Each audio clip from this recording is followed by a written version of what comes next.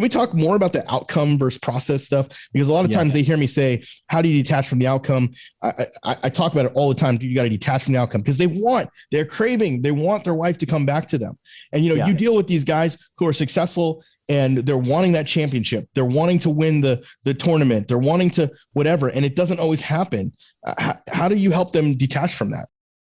Well, I mean, especially in the world of sport, and now even more so now because of the proliferation of social media, we're bombarded with outcome, messaging, right? Like, so someone standing in front of the car or someone standing, they've got their well curated, photographs that they constantly post on social media or something like that to build up the veneer of a lifestyle, maybe. But in sports, so much of the big cliches that are out there is about outcomes as well. But we can't control the outcome. It's very important to know what we want as an outcome because our brain is very much teleological. It's goal seeking. It likes clear pictures. Most people think very vaguely about what it is they want. They don't speak in real clear terms. Even it's more for yourself, like letting this powerful machine, not that the brain is a machine, because it's probably one of the most overused metaphors. It's not, it's something far more than that, but letting that mind and brain know what it is that you want. So that's good. Outcome is good that way. But a lot of times that's my ego wanting that. And what I know is that my ego is not everything. My ego is very limited. And so it's always this or something better, right? Like, as I think I want that. And then I go that or something better. Cause that's me just admitting to myself, my own ignorance. I don't know. I think that's what I want. So this or something better. And then I'm going to go into a stage of, now how can I allow that to show up? Well, that's an invitation then. Okay. Cause I'm going to allow that to show up in my world. It's a bit of an attitude shift that I'll have. Okay. Cause just even that alone thinking, okay, well, how can I allow that to happen? Well, now that's a me thing. It brings it back towards me, focusing on me.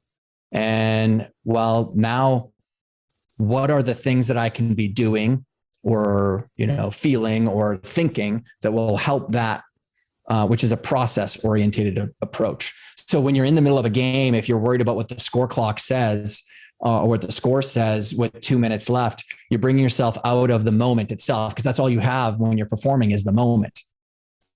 You've got the moment and that's it. It's like, if I'm thinking about another player and how they're playing, I'm not focused on me and what I can do. Yeah. So going to that process that's why that going back to the alter ego or identity as a tool and approach is very much process oriented, because then I can think, well, how do I want to show up in that moment when my kids are having a freak out? And after a long day at work, where most of my willpower, it appears, has been drawn out of me, I go into reaction mode and I burst at them, or I get angry, or I rage, or whatever the thing is. How do I want to show up? Okay, well then, do I practice that very often? Or have I practiced that? Like, how I actually have moved into being the father that I want to be to my kids is I practiced it. Like, I would practice, because I'm using to use Mr. Rogers as the example. I grew up with Mr. Rogers. That's not a foreign concept to me. He's got, a place in my head and my heart from, 40 plus years. Yeah. And if there's one thing that about Mr. Rogers is that anytime he's having a conversation with a little one, he never talks down to them. He's always on his knee, gets down to their level. So I practiced that because I was never a dad before. So I needed to practice that. And I got into that rhythm. So what I'm doing is I'm using what Epictetus said, the great philosopher. I'm invoking the characteristics of someone or something else, and there's nothing fake in it. In fact, we all have the seeds of greatness within us, but we need a model in our mind to help us sprout those seeds. So it's such a beautiful statement, because how I view human beings is we have many seeds and attributes available to us, but because we live through an identity called Todd, we start to tell ourselves a story about who he is. Oh, he's extroverted and he's this. We put those labels on ourselves. Very, very dangerous thing to do. He's from a farm, and that could be very motivating for me, which for me it is. I have a very positive association with what it means to come from there. But there's other people who are coming from some other place and they have a negative association with what that is. Mm-hmm. So now it creates a little invisible puppet string that starts to engineer your behavior on you. And so I have these positive associations towards, I know that there's this source code of qualities and attributes that are available to me. And I use the model of someone and something else to help me move through my own ego and help to transform into something else, so that now I've got this broader scope of character traits that I can lean on in that, in those moments that can be challenging. In the book, I called them moments of impact. Yeah. Right. And so moments of impact, and as an example, as a dad, a moment of impact, especially to a child, is bedtime. Yep. That's where all of us, I've got extremely fond memories of those moments when my dad would be coming in late from the field and he would come in and check on me. Did that happen every single night? No, but as a kid who, longed to spend a lot of time with his dad, those were just precious moments. And so for me, that's a moment of impact. And I really, really think about the intentional Todd that's going to show up, whether it's me cuddling next to them in their little bed, or maybe that's me kneeling beside their bed and talking about their day. And, I really want them to feel like they're the most important thing in the world in that moment to me. And I want them to feel kindness and, that unconditional love that I have for them in that moment. That's all very engineered. Yeah. And so it's just that the difference that I see, Kobe did this brilliantly. And it's the sad thing that we lost when he passed away, because I couldn't wait for him to start sharing more about his fatherly ways as well with people. But there was a real intention behind who was showing up in his world, just like I try to have a very intentional self that shows up as well. I think what's important too, what you're saying, to simplify, because again, what you're sharing is so weighty and so which I love. I mean, I'm not an academic, but I got an MBA, I went through school, and I miss sometimes this level of communication from people. We don't talk like this very often, where it's very weighty and your words are measured and calculated in a non-manipulative way. And what I want to point out to what Todd just said was that in this, this alter ego of Mr. Rogers, you pointed out the idea of showing up intentionally with your kids going to bed. That's actually one of my moments of impact as well, where a couple of years ago, I was going through my divorce. I picked out one thing. What is one thing I can do with each of my kids? So my daughter, I have coffee with every Thursday. My oldest son, I try to connect with him a little differently. He's a bit harder to connect with. Yeah. My middle son, it's every night at bedtime. And my youngest daughter, it's finding moments of play throughout the week. She's only 4 years old. And so, but with him specifically, I was I read some study or heard some research about when you tuck in a child at night, that's the number one thing they remember as adults, is that, what that was like. And maybe I'm misquoting the thing, but it was something like that. And so I made an intentional thing to do that. And that carried us through the divorce. And not only that, but the amount of attachment he has to me has grown tremendously because of that connection. And so what I want to bring in for you guys is the idea that you don't have to do everything differently. It's not even like we're talking about, you've got to all of a sudden be Mr. Rogers with the coat and the shoes, but just pick one thing first. Right. And then start with that. And I think that, maybe you could back me up on this, but a lot of times it's so easy to go, oh, I got to do 10 different things to become this alter ego. And you don't. Go ahead. Yeah. Well, I mean, so much of this is, this is what I unpack in the book, is the science behind it. So intentionality is one of the big pillars that holds up the method that I unpack for people, because I didn't invent alter egos. Cicero coined the term in 44 BC in a letter to a friend who had asked him to kind of unpack his principles for success that allowed him to be, one of the wealthiest people in all of Rome, arguably the most successful Roman statesmen and philosophers of all time. And so Cicero was unpacking for this friend, the alter ego concept and how he used models of other people to help him more dynamically shift into a new identity, to help him on a new field of play or conquer a new challenge that he was pursuing. And so that concept has been around for a long time.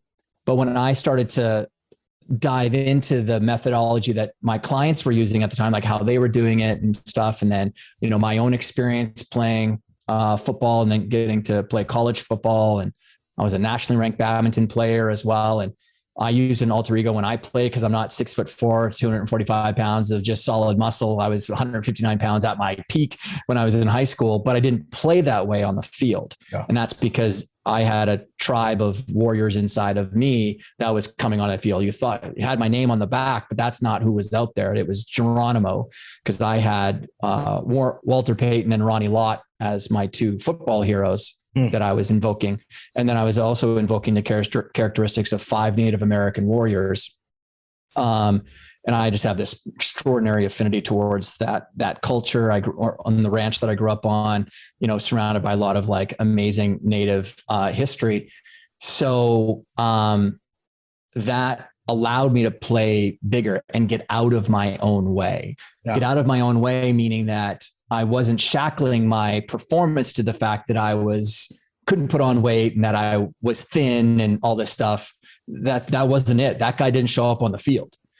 So, that concept has allowed just so many people throughout history. And then, since I started building up the training back in 2003 on it, I've now put hundreds of thousands of people through it and built out the alter egos of, countless athletes. Yeah. And then now, because of the book and other things, leaders as well. So yeah. It is really powerful for people to think about those moments of impact and finding that maybe one thing that they could be employing. But the beautiful thing about it is that what the self-help world has done a great job of doing is sort of overwhelming people with, you got to do these 86 things in order for you to be successful in life. Whereas for me, it was like, well, that guy right there already has about 13 of them. Yeah. So I'm just going to model that. And because I'm now associating myself to something different, they actually flow out of me naturally, because that is the great superpower of a human being, is our creative imagination. Mm-hmm. It is the one thing that we have over everything else on this planet, is our ability to shapeshift. Human beings are not trees. An acorn will always turn into an oak tree. A pine cone will always become a pine tree. Human beings aren't built that way. Yeah. We can shapeshift. And so to appreciate that, understand that, and then you embody it, you're like, wait a second, I don't always have to be this way. And so the challenge that someone listening might have is that, well, for 15 years or 18 years or 9 years, my wife or significant other has been experiencing me this way. And so it might take a little bit longer if you did have the desire to turn and right that ship. Yep. For them to start seeing you in a different way. But, results don't lie. When you consistently every single day, like the Chinese torture test of the single droplet hitting someone's forehead, show up in a different way, and then they expect you to react like you always do when they say something to you, and then you don't, because that's a moment of impact for you. They say things to you, or they undermine you, or they have a cutting comment to you, whatever story you tell yourself. And then all of a sudden, in that moment of impact, you enter a different phone booth, and out comes Superman and not Clark Kent, or out comes whatever that source of inspiration is for you. It starts to like create the gears in someone's head. They're locking up because the role that you're playing in their life, you're not playing that same role anymore. Yep. That's weird. Yeah. Yeah. And this is where it's like, guys, when guys latch onto this concept, we do an exercise in Thrive, and we actually give this out for free. And if anybody wants it, hit up support it at empoweredman.co. It's called the Vision 360 exercise. And one of the first things we ask them to do is like, in the next 90 days, which superhero would you want to be? And so we have them like create that superhero. And it's always so fascinating to watch the different ones that come up in the homework and like why that specific hero. And then we ask them about their finances. We ask them about different areas, and it gets them to like, literally they unlock from the pain they're in, and they start to see there's a tomorrow, and that I can't escape me. No matter what happens with my wife, no matter what happens with my world, I will always be where I am. And that principle alone helps men start to grab, to go through that idea. This has all been fascinating. There's one thing you said on a podcast, I think it was a year or two ago now, with my buddies Taylor Welch and Chris Evans from Traffic and Funnels. And you said this, the idea that elite people crave accountability. Now, with what we do, that is essentially what we do at Empowered Man. We're not accountability buddies, right? We're not like here to just like, all right, are you good? How are you feeling? We're keeping you accountable to something that you said that you wanted to become. And you said, hey, I want to become an empowered man. An empowered man looks like this. He communicates, he sets boundaries, all of those things. He releases his pain. He shows up like a leader. So we keep you accountable to that. But a lot of times men think of accountability as like a negative thing.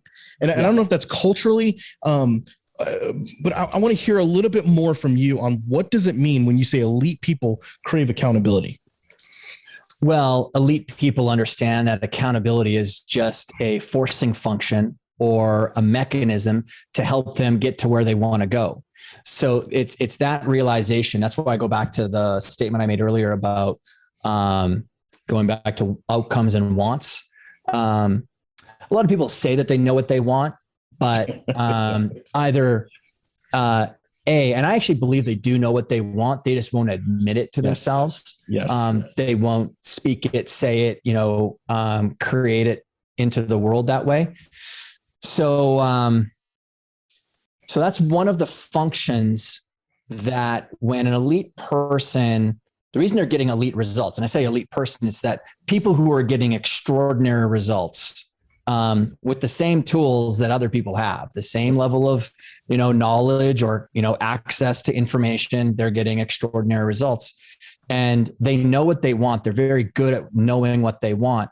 And because accountability is a forcing function on helping that come to life, elite people love accountability because all it is just another tool and mechanism to help them get to where they want to go.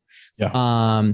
They also understand themselves and know that, human beings have a inclination to find a path of least resistance. Now, path of least resistance is a very good thing, but it can also, just like everything in nature, nature, I think, is the greatest harbinger of whether or not something is true.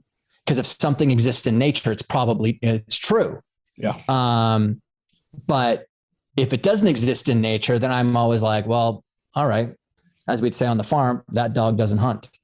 And so what I mean by that is there's a lot of stuff in the leadership, self-help, personal development world, spiritual worlds as well, where those dogs don't hunt. Yeah.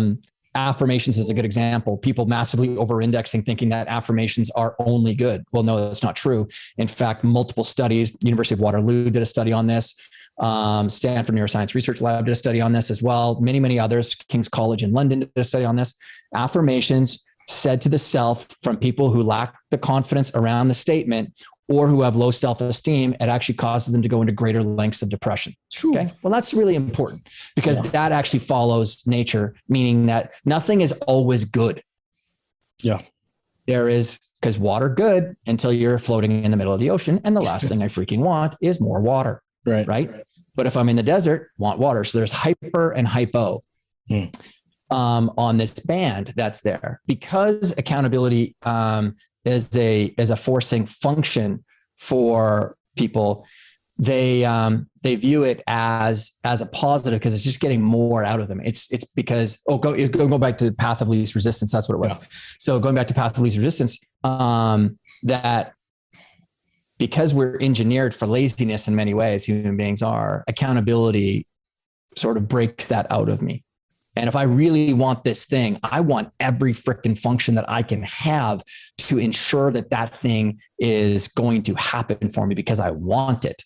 So the conviction is there around it. So, I just highly encourage people that, if you do have a negative association with the term accountability, it's not a babysitter. That's your own narrative because an elite person doesn't think of it as babysitting. No. Even if they did, they may say, I want the babysitter because I want to make sure that my behavior or my actions or my thinking or my mindset or my emotions or whatever the thing is that I'm working on building actually happens for me because they care for it. So I've seen that over the years, people that are at maybe lower levels, they resist against the things. And then they're like, well, the successful people aren't telling us exactly what they did to be successful. It's like, no, you're just not doing the things. You're not appreciating what they appreciate about the thing that they do employ. It's funny because, you and I met at Cole's event, and Cole Gordon, who has a eight-figure coaching, whatever it's called. Anyways, and one of the things they do is he has this KPI thing that he has in there. And apparently, I don't know if I'm the only guy, but I'm one of the few people that I actually I fill it out every single month and I submit it to my account manager. And he's like, you do this every single month. Why? I'm like, because I believe in accountability. If I don't fill this out, who else is going to? I don't have a board of directors. I'm a small business owner. I could just do whatever I want in my numbers. But no, I'm striving to become an 8-figure company. And this is what I know that in order to do that, I have to do this because I value it. And I think that's what you're saying here is that that it also activates so many other things for you, right? So because you're providing the data to them, you're opening yourself up for more coaching opportunities because they're saying, hey, because maybe you don't see it. And they go, hey, I just want to show you that there's this trend that's continuously ticking up for you. Have you done something differently? And maybe you didn't recognize it. But you started publishing a post on LinkedIn 4 months ago, every week. Yep. And slowly but surely it's starting to make a shift in your business. And you were just about ready to give up on that post on LinkedIn. But because that person notices it, because again, they have this great vantage point of being outside the bottle. You're in the bottle. Yep. They're outside the bottle. Yep. They can go, oh, dude, fantastic. Keep on doing that. So it opens up so many other things for you when you do that. Yeah. And guys, that's what we do in Thrive. That's what Empowered Man is about, is helping you reach that performance level. Performance isn't just in the business world. It's not just money. It's not just sports. Your performance as a man, as a husband, as a father is everything. And I think in some ways, it's the crux. We have this thing we call the inner and outer man. And we believe that everything starts with the inner man, because if the inner man is being worked on and emotional, and he's dealing with his emotions, dealing with his pride, dealing with those things, all the other things become way easier to deal with, money, et cetera, because they all flow from the heart. And so that's what we do. Todd, I so appreciate, and I feel honored that you've been on today. Thank you so much. Where can people find you? Obviously we'll drop some links, but how can people follow you? Yeah. So my home base on the internet is toddherman.me, TODDHERMAN.me. And then just all the stuff that I'm involved in, bounces from there, whether it's programs or coaching or, a software company that I own and whatnot, and then links to all my social media, but Todd_Herman. In fact, if you have a favorite takeaway from today's episode, whether it's screenshotting on your little iPhone or Android phone and sharing it to social media and tagging both Mark and myself or Empowered Man and letting me know, or just even privately, it doesn't have to be, across social media, just ping me. Cause I like getting the feedback, and it tells me the message that resonates the most with people, because, this is the stuff I love doing is, helping just giving people little tweaks and little ways that they can start shifting the results in their lives. And that's actually based on, practitionership and science and proven methods and models to get there. So happy to be here, man. Thanks for having me. One last thing I got to say is, guys, this guy is approachable. So don't feel like, oh, he's this guy who works with all these people. No. I said that to him day one I met him. I was like, wow, you're a real human being. And it's nice to have that. He has a program called the 90-Day Year. So if you're a small business owner, highly, highly recommend it. It's very, I would say, inexpensive compared to the value that he provides in that program. I've been through it. It's phenomenal, especially for someone who doesn't like to plan as strategically. So if you're a small business owner, highly recommend picking that up. He's got great content in there. So it's across the board. And that's one cool thing about you, is you serve across the board and you show up in a way that's powerful for people that don't give you anything. That is a rare thing, meaning that you're not asking for return from this lady who barely started her soap business the other day. Sure. You're giving her just as much care. That blew my mind, seeing some of that in the Facebook group and just some of the things you've done. I just appreciate that. Thanks, man. Well, can I just double tap on that for a second? And this isn't about myself, but I just want to give some people some language. There was a lady who I just did another keynote speech actually this morning to a group of leaders, and this one leader reached out to me on Instagram. Again, same call to action, like, hey, whatever impacted you the most from the speaker. And so there's a lot of stuff that was sharing, and lovely lady reached out and said, was talking to me about her daughter who was struggling as a 17-year-old golfer and whatnot. And she had said in a second message right after that one, I don't know what I can do for you. I can't afford you. And so I don't have a lot of following on social media. So there's not much value that I can provide you.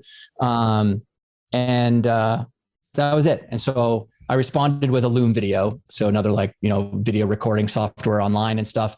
And with 2 videos, one that I want her to give to her daughter just to help her out. And then a separate one for her. And I just said, hey, like, one thing that's troubling for me is don't ever don't ever make yourself think that I'm somehow more valuable than you are. I'm not. Like, everyone can be valuable because we can all show up in different moments of impact, whether it's, ordering the sandwich from the guy behind the counter and just being kind to them and complimenting them on something, because we have no idea how that person got to that job today and what the stuff that they're going through. And even the people that are listening right now and, struggling and going through, whether it's divorces or other things that people are challenged by right now.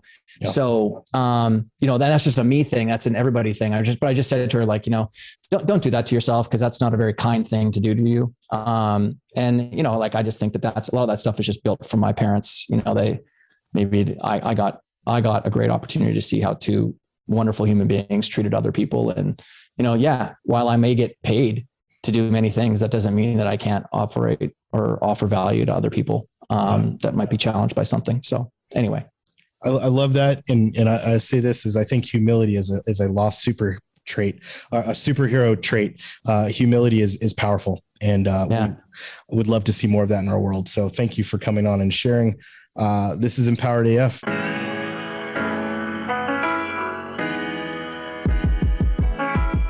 Welcome to the Bourbon Moment. Join your host, M Sizzle, J Dub, and Mandrew as they sip on some bourbon and spit some truth. Welcome to the Bourbon Moment. Biggest misconception about seeing a therapist who drinks moonshine pudding? I don't know. It probably hasn't happened before. I am possibly tying myself up to a noose right now. Who knows? I don't know. Maybe the misconception is that maybe I'm unrefined. What was that Hooter slogan? The what slogan? Hooter slogan, like a long time ago, like delicious yet unrefined or something like that. I don't remember that one. Anyway, I don't know. I've never asked, but I will say that they probably suspect somebody to be pretty buttoned up and pretty polished most of the time. And to sort of act like a therapist outside of the sofa. But most people that I work with, I really just kind of want to be friends with them. And we cut up and we laugh and we say obscene things and we talk about life, outside of session. And yeah, I find that, they probably don't, they probably forget to attach personhood to it because, in therapy, you don't really share much about yourself. You don't open the kimono. You don't talk about your stuff. And I do all the time. So, cup or not, who knows? So interesting. I would say then the misconceptions, what about guys that come into our program and maybe get on your call for the first time? What do you think some misconceptions are that they have about you because you're a marriage therapist? Maybe that I'm going to team up with their wife and they're just going to get pounded again by another woman. Maybe that. Or maybe the other side of that is that I can give them all the answers about everything that their wife was thinking. And then they'll know once and for all, without recognizing that she and I are probably very different.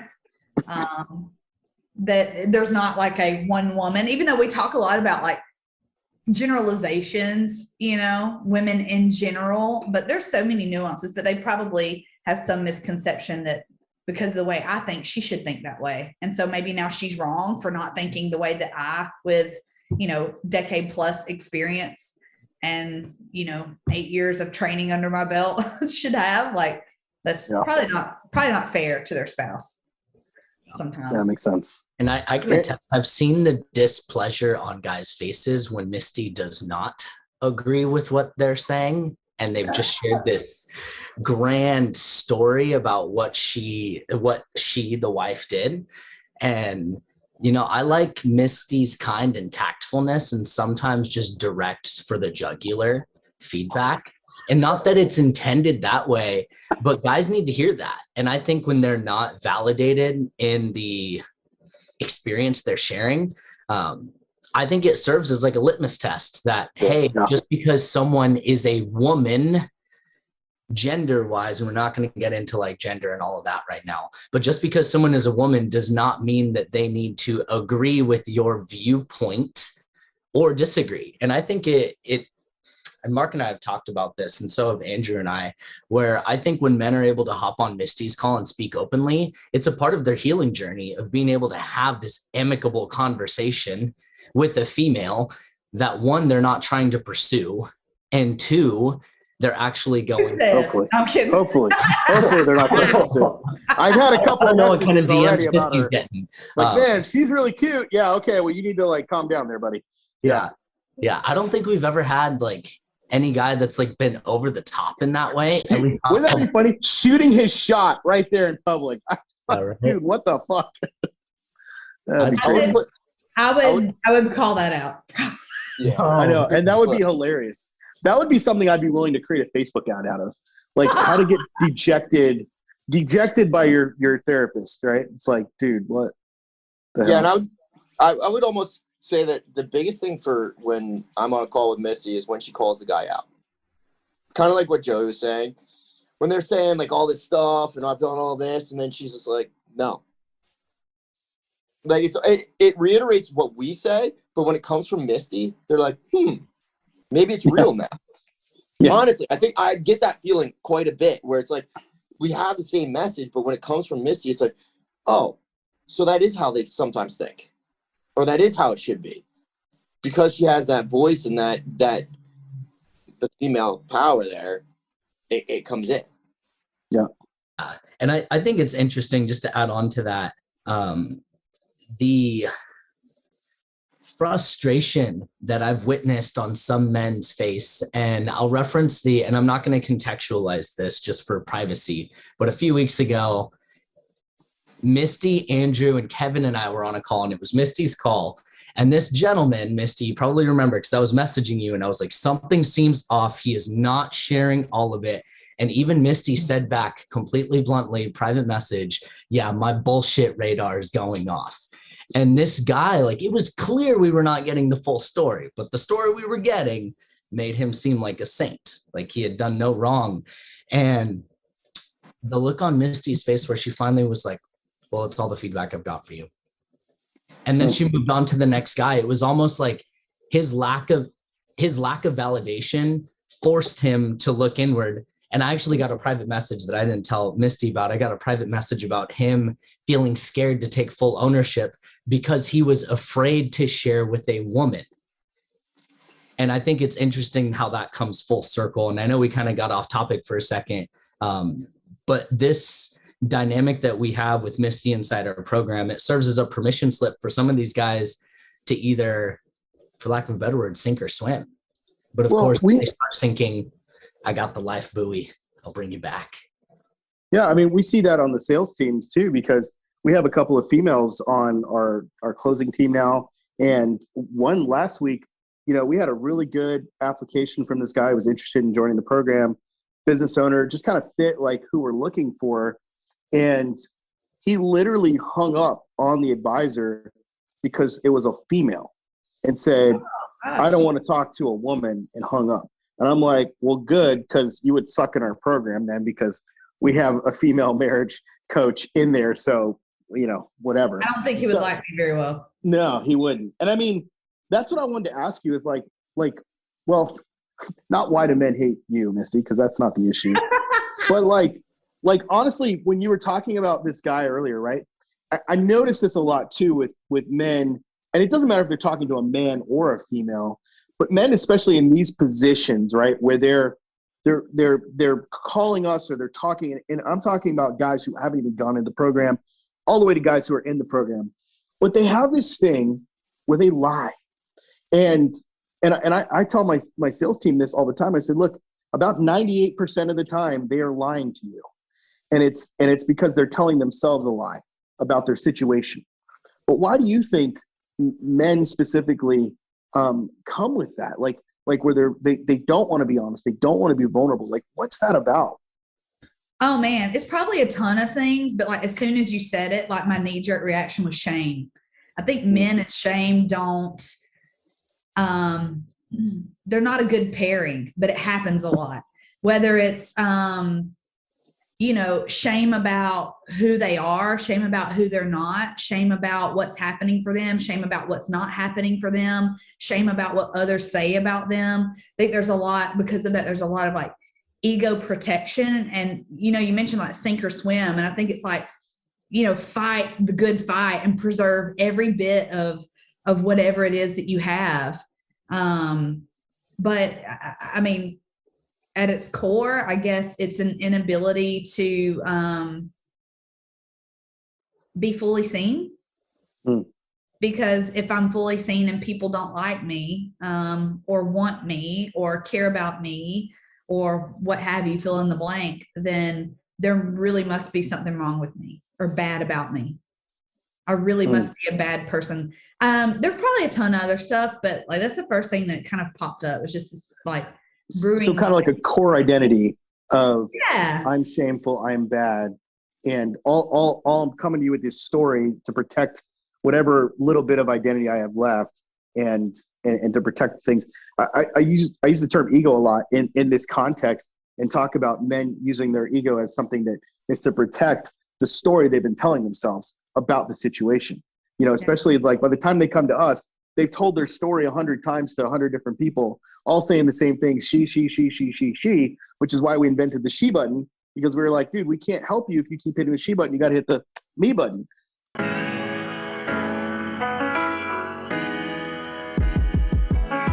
Thanks for joining us on the Bourbon Moment. This is your host, M Sizzle. I've got Man Drew and I got J Dub, and we are out. We'll see you next week.